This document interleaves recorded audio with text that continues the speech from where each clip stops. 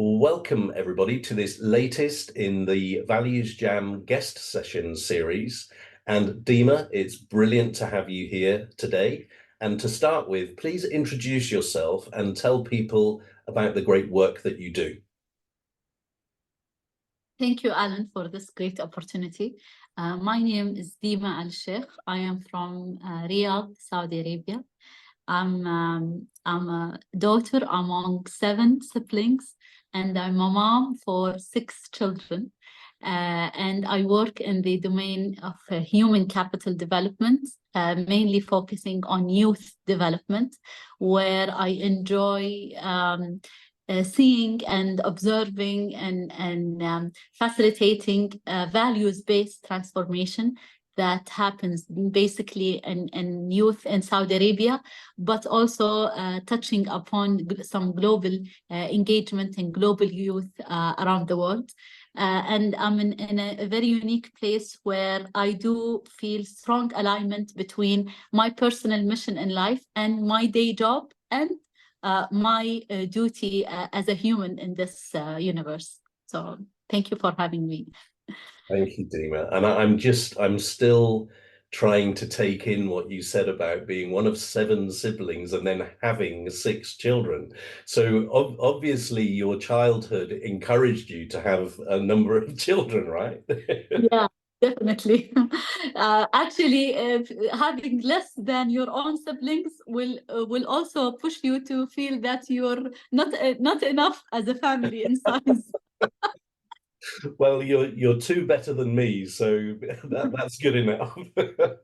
So let's choose our ValuesJam card from the deck. So the way that we can do this is if you tell me how many piles you would like me to make in front of me first. 2. 2 piles. Okay, so I'm going to make them different sizes. And so would you prefer the left pile or the right pile? The right pile. Good, that's the smaller one, thank you. So now we have 2, 4, 6, 8, 10, 12, 14. We have 17 cards. So which number between 1 and 17 will you choose? I'll choose 7. 7. Wow, I think we're gonna enjoy this. So this is the word clarity. Amazing. And the first question is this: what does clarity mean? And what does it look, feel, and sound like? So I'll talk with my pragmatic brain, because I'm like you. I'm like you, Alan. I do tend to think with 2 different type of analysis, and I apply it through my life. So clarity to me means a 3D, a three-dimensional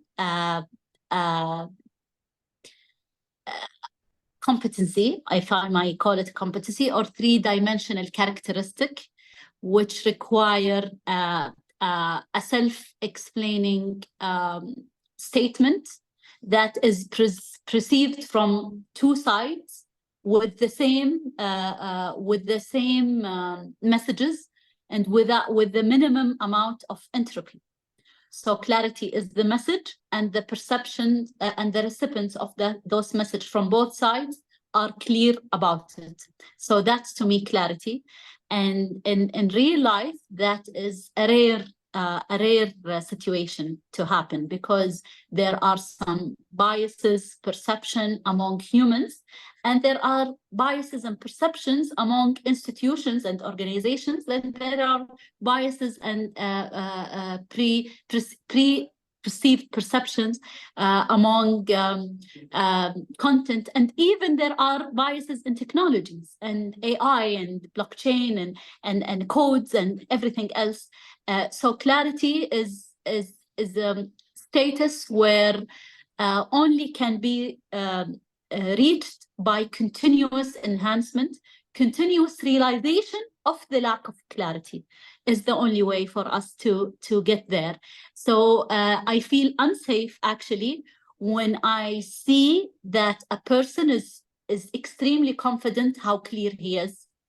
This is where I start to be intimidated and fearful, actually, of that this confident would reach to a more unclear reactions and unclear consequences.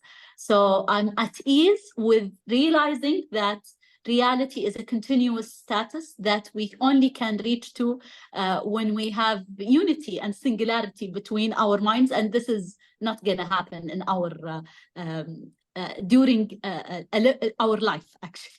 So that's to me clarity in a very philosophical way. What a great start, Dimah. And it's making me think that clarity is almost an unattainable nirvana.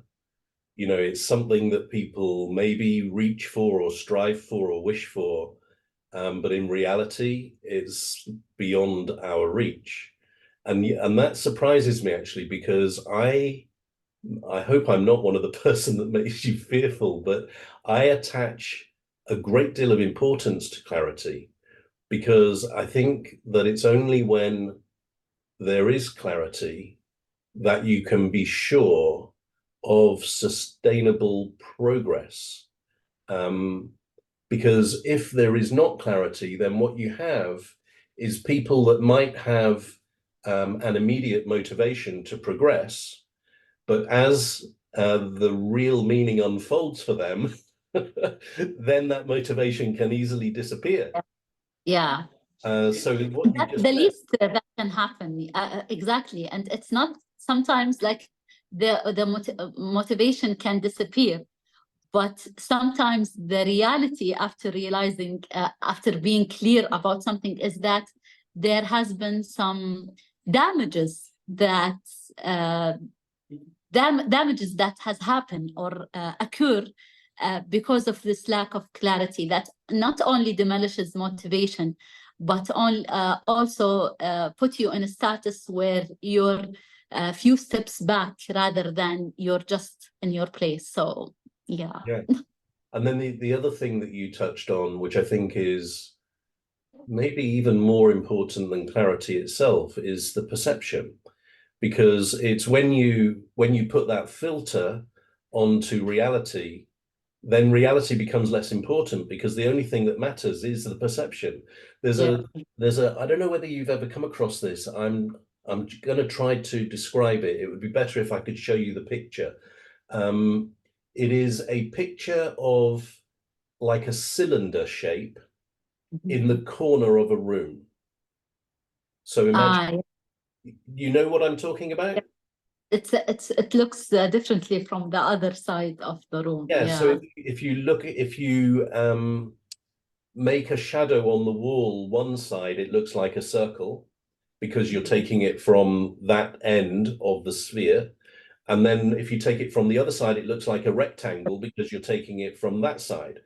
And both shapes are reality, but neither are the cylinder. And I think that I keep that somewhere in some old papers, because it helps me to realize that we often have no idea what other people are thinking. And what about if we could just play with the metaphor part of that question? So when you think of the word clarity, what images come to mind? What sounds come to mind? And what feelings come to mind? So the images, to me, it's light. So it's a daylight. So it's not specifically the sun, but it's a daylight. Like there is a white light in a room or in a picture that cancel all darkness or cancel on all unclarity. So that's how it's feel.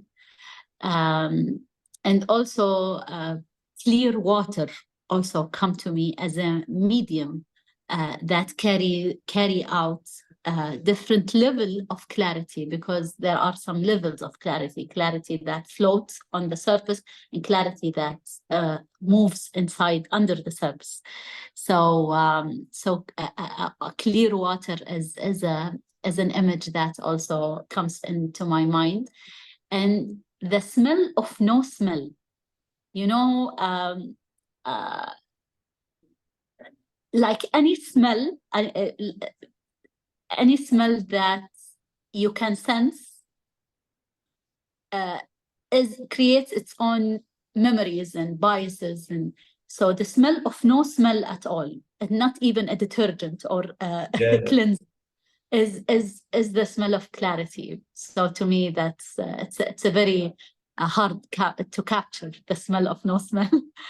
Okay. uh, And then just two others, Dima. One is the sound, and then the final one is feelings. So the same logic, maybe that the clarity is the sound of the silence, Silence. because it will allow every other sound to be clearly observed Yeah. and heard. The sound and the, what was the last one? Feelings. Feelings. Yeah, that's hard. Feeling of clarity. It's definitely, it's not an overwhelming feeling, but it's a temporary excitement. That's clarity, because it's a moment where you think it's clear, but then the burden of being, oh, there are more things that opened up to me that I need to be clear about. So the continuous inquiry, the continuous questioning. So it's a temporary excitement.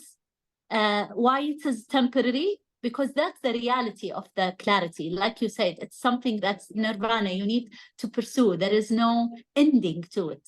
So Yeah. it's a temporary excitement, pieces of excitement that keeps you on and keep your brain functions well. And the minute you feel unclear and you're at ease with being unclear, it's the minute that you might be realizing that you're starting to be aging, maybe. Like I don't realize this concept anymore, and I don't feel interested in to be clear about it. It's not relevant anymore to my life. Maybe you feel that you have passed that inquiry level. Maybe it's related to age, I don't know, but it's a feeling that uh, yeah, it's a feeling that it's strange to express, actually. Okay. And for me, so let me just go through some of those in return. So the image that comes to mind is looking across a view where you can see for a long way. You know, when the sky is clear, there are no clouds, there's no mist, so you can see for a long way. That's the image that comes to mind. And I liked what you were talking about the water. And I love being like going to holiday places where the water is a beautiful color and you can just see the bottom, you can see the sand or the pebbles and the fish or whatever. There's something very special about that clarity. The sound, actually, I I thought of a continuous, like a bell. You know, when a bell starts to sound and then it continues, and for me that is a very clear sound. And so I'm not sure if I'm mixing up clear Yeah. clarity, maybe.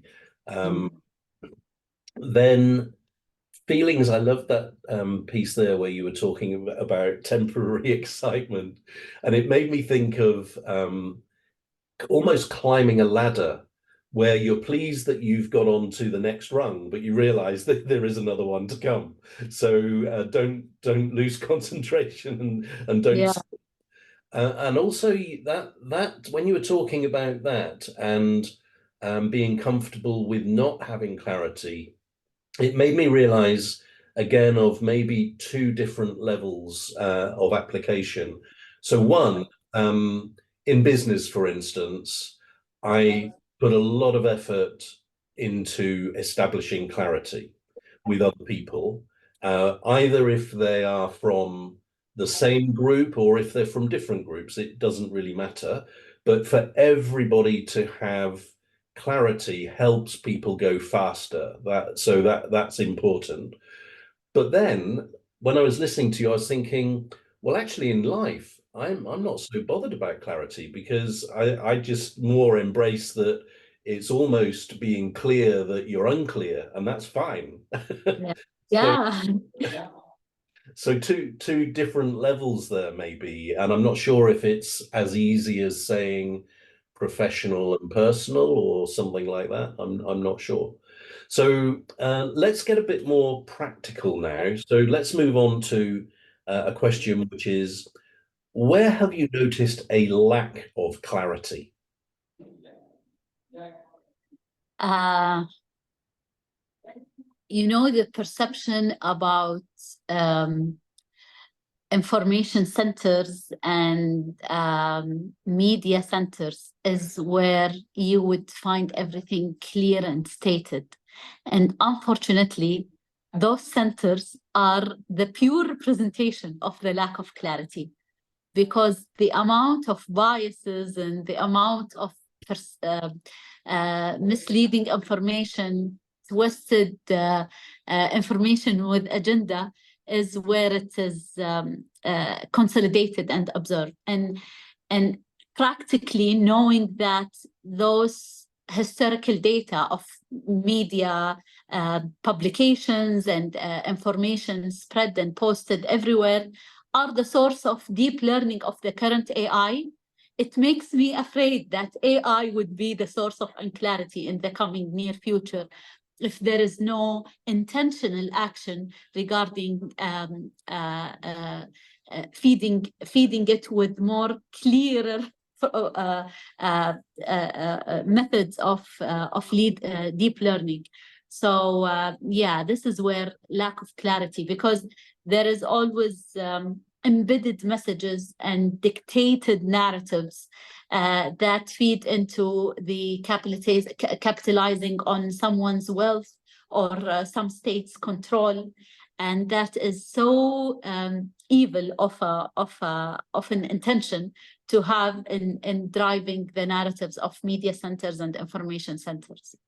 And I wish that the scientific methods that we've been taught since we were little kids were a way to correct this. But unfortunately, there are many biases in applying this scientific methods according to the field and sector and who's impacted and who's not. So yeah, this is where we are. Yeah, what a fascinating area this is. And I was speaking to somebody yesterday, and it was a bit of a depressing conversation because what he was saying was he is just amazed at the level of stupidity in humanity at this time. And Oh.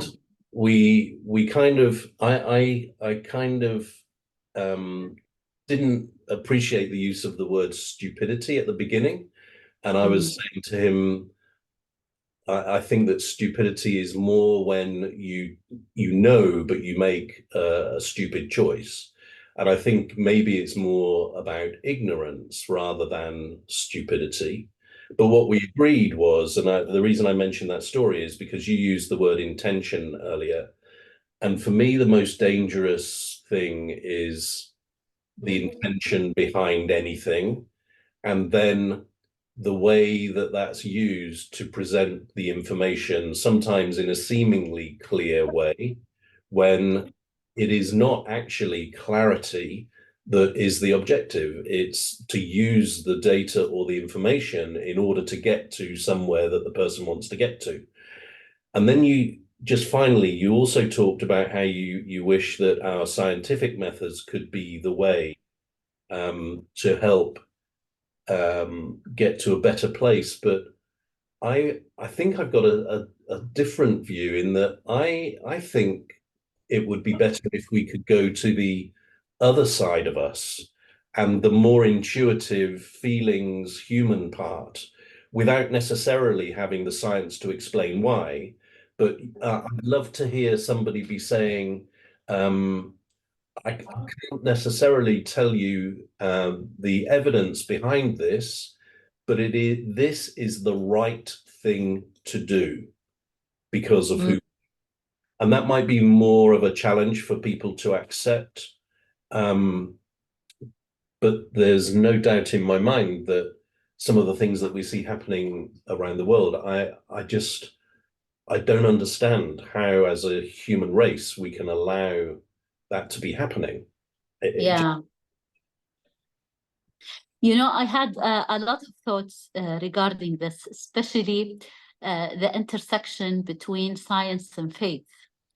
And I have reached to a conclusion where also my kids, my boys, were a lot concerned about this, is that the driver for the question first in you applying your scientific method is your belief or faith. And the analysis tool that you apply in driving the conclusion is guided by your belief and faith and intuition. Yeah. So, but the way you create clarity about the subject objectively is by applying the science method. Yeah. And it is not so far away from many of the religious teaching, at least in my own religion, that invites you to correct yourself, invites you to ask, invites you to analyze, invites you to think. So I think that in that regard, belief and faith and scientific methods are complementing each other rather than canceling each other. Yeah. And it will provide better language for articulation your intuition, and it will provide better ground for believing in some achievement or discovery of your own by backing it up with a place from your heart leading to a place to your heart. Yeah, no, all right. So this is inviting another question then, and I love what you've just been talking about the balance between faith and science, but it's making me wonder about whether they are equal partners, or whether, from what we've been saying, I'm thinking faith is slightly more senior and science can assist for faith to have more of a positive impact, but it doesn't feel like it could work the other way around, where science is the leader and faith is somehow underneath. That again, yeah, might be a bit simplistic, but here's the question: because in a world where faith, and let's keep it faith rather than religion, there seems to be less interest in faith generally around the world than there was, say, 100 years ago. Mm-hmm. And so if that's the case, and we're left only with science to rely on in the absence of faith for many people, where does that leave us?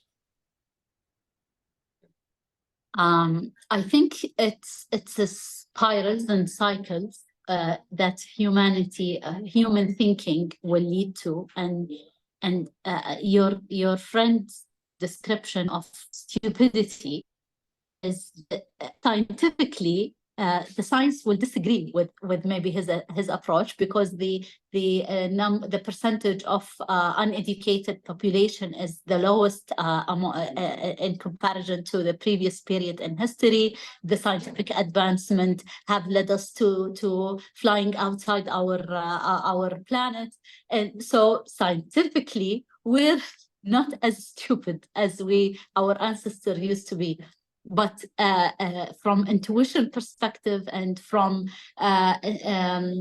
loss of opportunities and opportunity cost of leveraging resources would lead us that we're so stupid and our ancestors were. So it's not science that led us to this, but intuition. So I think humans do correct themselves in a spiral way, where old belief systems do not adapt as fast as the scientific or technological advancement. But within this emerging new systems that are much advanced technologically and from communication perspective, or from relationship perspective, from self-awareness perspective. Other narratives will emerge as the guidelines and frameworks for the belief, because science have its limitation, and it's like you said, that faith comes in a more seniority, because you intuitively born without any added scientific competencies and skills, Yeah. but you know how to love, you know how to pray, you know how to wish, you know how to feel sorry and cry, you know how to apply mercy, and this is all part of your faith in your humankind and your planet. So it's not scientists. And then you learn math and theories and others. So it's an ad hoc to the human development. And from there, you would lose those abilities. So it's a phase where those abilities are being accelerated through your adulthood and seniority level. And then it will start to decline, and you will go back to what makes you happy, what makes you content, and what makes you safe and healthy. So it's a phase. Being scientifically driven is a phase in your human development. And also, if you think about it collectively, back to your question, humans will do pass collectively by those phases where they're overexcited by their achievement, and they're full of their egos and breakthroughs, and they have the right to, because they have saved other humans, and they have maybe challenged in their own way, challenged different faiths and different gods, but at the end they realize that they have their own limitations collectively, and they will be faced with different challenges that they're not clear about it on level, for example, as we know, on the quantum level of substance and material, and on the universe level beyond the Earth and the Milky Way. So they will realize that there are more horizons to explore internally, and they will realize how small they are, and only faith is going to create the other loop for humanity to rise collectively. So that, in my opinion, is something that is also a phase that will correct itself as we evolve. Yeah, and I'm a natural optimist, and so I'm with you in terms of my wanting what you've described to happen. However, the bit of realism that I'm concerned about is what we are seeing in the way of the systems that we're creating ourselves, and then how difficult those systems can be to break down to get to what you've just described. And if I use an example, I don't think this is contentious. Education systems throughout the world are based on something that was put in place a long time ago when we lived in a different world. And so, for instance, let me just describe what used to happen. A teacher was the person with the knowledge. A student was a person without any knowledge. And the teacher's job was to give to the student the knowledge. And that was the only place the student could get it from. And so that was the relationship. And that was fine. But now the knowledge is everywhere. The student can access that knowledge everywhere. The teacher doesn't have all of the knowledge and has maybe a tiny part of the knowledge. And so their traditional role is no longer, my personal view, no longer fit for purpose. But the system, because it's been in place for such a long time, is very strong. And so it's quite a challenge to make a change there. So does that fit? I mean, I tried to choose something. I didn't want to go into the world of politics, for instance. But does this example give us something to explore? Yeah, definitely. It's it's, I think, perfect example where we can test what I have explained, because it does not only start from the teacher to students relation and your example, but also from thinking the system. So thus this system was here before the Second World War, where what happened suddenly, they said the temperature is too high. That's okay. Yeah. Yeah. So I was talking about the example that you have provided about the systems not enabling this type of spiral evolutions happen.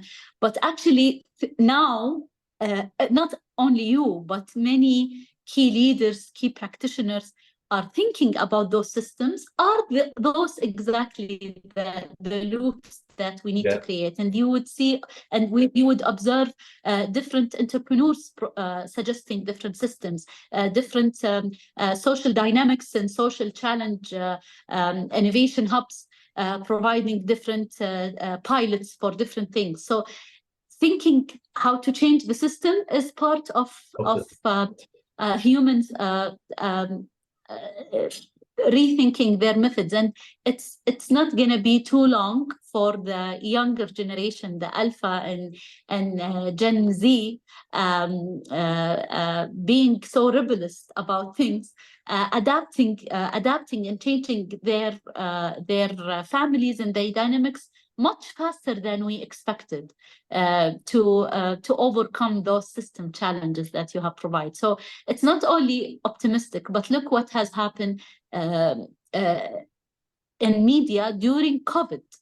Like media was a hugely contributor to providing ease during uncertainty, and at the same time to put some limitation for some evil intentions that could have drive the general population and general awareness towards not so pleasant places. So I think the way we see social media and decentralized institutions happen around the world, the way we see those younger generations changing systems and thinking about those systems.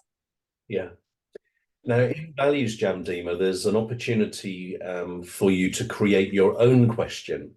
So let me invite you to do this. So ask your own question about clarity, beginning with who, what, where, when, why, or how, and then we will have a go at answering your question. Amazing.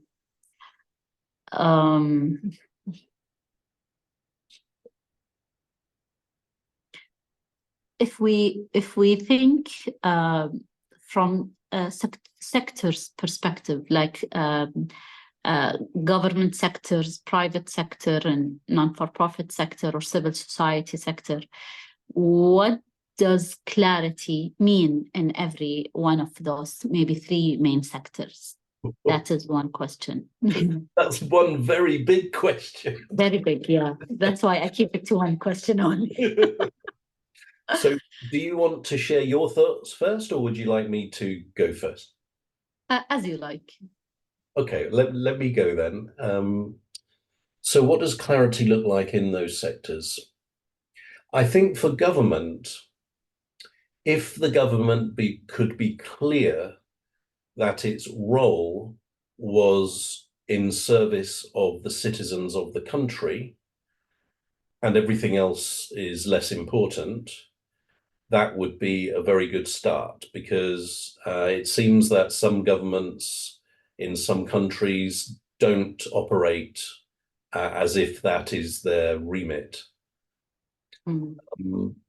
For the corporate world, I think clarity around their sustainable positive impact and the importance of that, rather than their role in creating financial profit, full stop.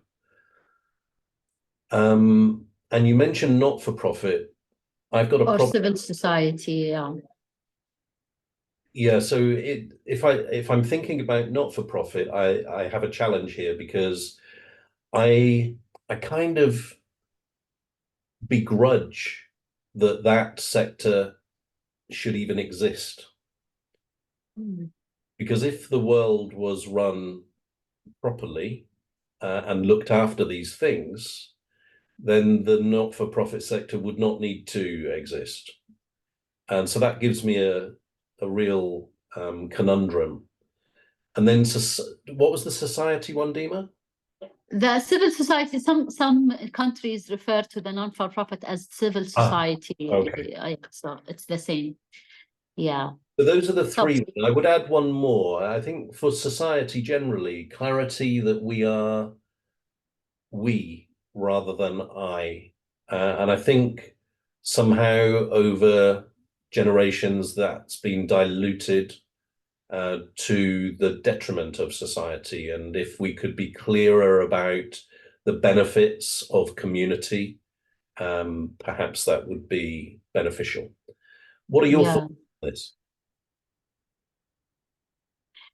Yeah, so I do agree with you regarding the government meaning of clarity, like clarity about their reason to exist and the clarity about the methods, like the clear what does justice mean, what does constitution and law means, and why is it there, and how things can evolve and change as technologies and markets change.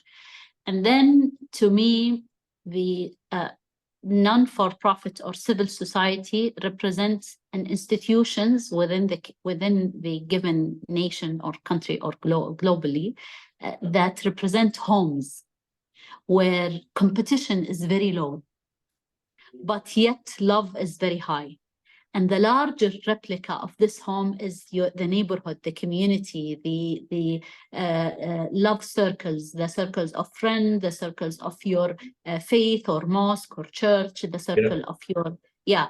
And that is non-market relationships where financial value cannot be even quantified, Mhm. while the corporate world is everything is quite quantifiable.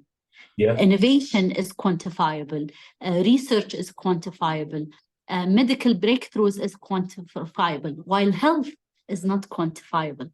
So this is maybe where I slightly disagree with you, that the universe of non-competition relationship represented by either non-for-profit or civic society need to have its clear, explicit role, where there is no trade of such values. There is no value, numerical value for such principles.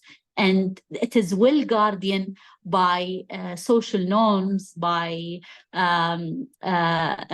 support systems that would emerge and be clear about it. And it's also being clearly observed in multilateral discussions or cross-countries discussions where there are different perceptions among nations, such as G20 or United Nations, where we need to have the sound of those non-for-profit civic engagement or global engagement or community engagement activists, that they're purely there because they want to see more global collaboration happens in a better way. So I cannot, at least from my point of view, from where I stand, we cannot undermine this voluntarily role of such gray area between the role of the government and the rule of the market and the trade and the competition that is very healthy to have to ignite innovation and Yeah. to keep progressing. But at the same time, we need to balance it by to cater for what important explicitly, not implicitly. So Yeah. Okay. And I'm conscious of time, and we've chosen a card that we could continue this discussion for a long time, I think. But we always bring a values jam to a close with the same question. And so for today, what are you encouraged to do differently about clarity as a result of our conversation? Mm, yeah. So I loved hearing you describing and envisioning clarity in a way that is in the ladder. Like when you're there, you would be seeking to reach to the next steps, and it's a ladder that you see no ending to, or maybe steps that you see no ending to. So I hope that at least there are some safe rails in this ladder, so people could run into the clarity in a faster path.